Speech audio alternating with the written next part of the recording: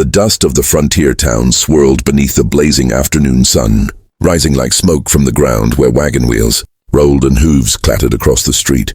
People gathered near the sheriff's office, whispering about the tragedy that had befallen poor Clara May, a young widow who had already buried a husband, lost her home to fire, and now faced losing her only child. The sheriff's men held her daughter, little Annie, by the hand as the child cried and screamed, reaching for her mother who knelt in the dirt, her dress torn, her wrists bound by coarse rope, her voice breaking through the air with a plea that silenced the crowd. "Please, don't take my child away." The whole town knew her story. Her husband had worked on the railroads until a terrible accident took his life, leaving Clara with nothing but a small shack and a daughter to raise. When debt collectors came, they showed no mercy, declaring that Annie could be taken to an orphanage where she'd be better cared for than by a penniless mother. The townsfolk muttered their sympathy, but kept their distance. No one dared stand up to the wealthy rancher and his man who had paid off the sheriff. Clara screamed again as Annie was tugged away, her cries echoing against the wooden facades of the saloon and general store, cutting deeper than any bullet. Among the onlookers stood a tall, rugged figure leaning silently against a wooden post. His hat brim shadowed his face, his broad shoulders carried years of labor, and his eyes held the stillness of a man who had seen too much loss. They called him Eli Turner, the silent rancher, for he rarely spoke, but everyone knew he owned vast acres of land stretching beyond the hills. He was a man whose reputation alone made gunslingers hesitate and cattle barons tread lightly. But Eli had been standing alone for years, his heart locked after losing his own family in a fever outbreak that swept through the valley a decade earlier. Clara's cries shook something inside him, something he had buried under silence and solitude. The sheriff barked an order. The men began dragging Annie toward the wagon, and Clara, bound and helpless, fell face down in the dust. The crowd looked away, ashamed but powerless. It was then that Eli Turner stepped forward. The wooden boards creaked under his boots as he crossed the street, each step deliberate, each motion carrying the weight of an unspoken decision. The sheriff's deputies froze. The crowd hushed, and Clara lifted her tear-streaked face to see the towering rancher standing between her child and the men who sought to take her away. For the first time in years, Eli's voice cut through the air, low, steady, and filled with unshakable resolve. "That child stays with her mother." His words were simple, but the silence that followed carried their power like thunder rolling across the plains.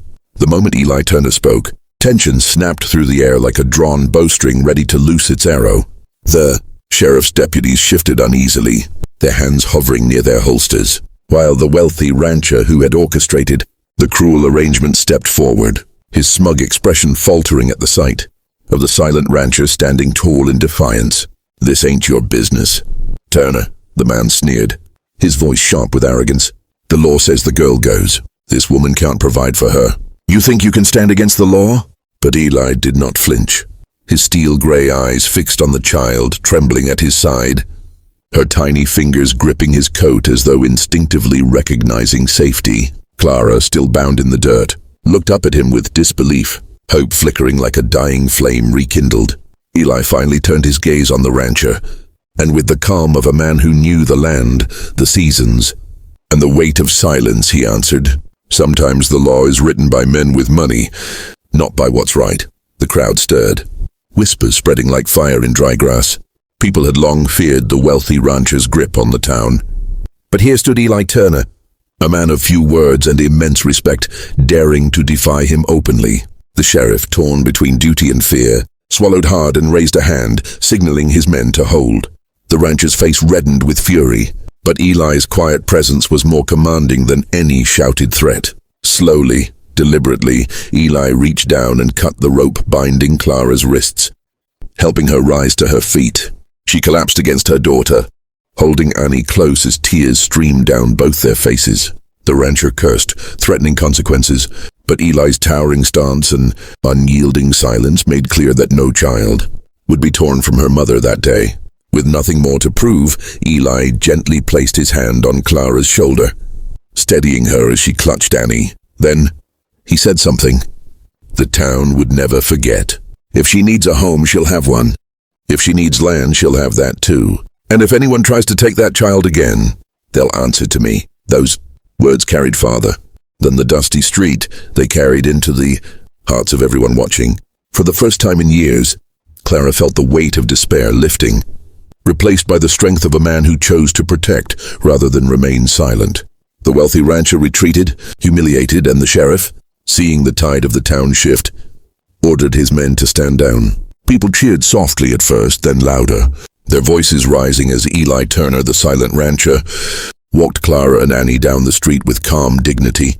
That day became legend in the town's history, not just a story of a widow saved, but of a man who found his voice again through courage and compassion. And as Clara clutched her daughter close, she whispered words only Eli heard. "Thank you.